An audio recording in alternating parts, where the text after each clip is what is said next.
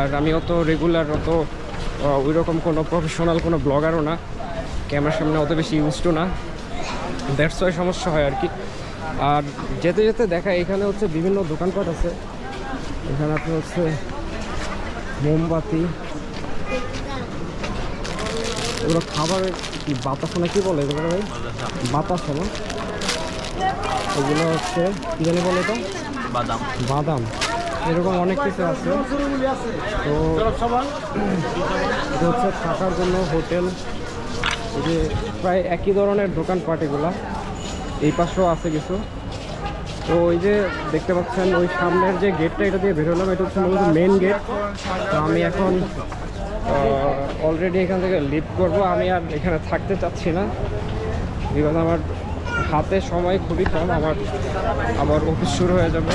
So আমার যত তাড়াতাড়ি সম্ভব যতটুকু ঘোরা যায় ঘুরে তারপরে হচ্ছে আমার আবার ঢাকায় ব্যাক করতে হবে।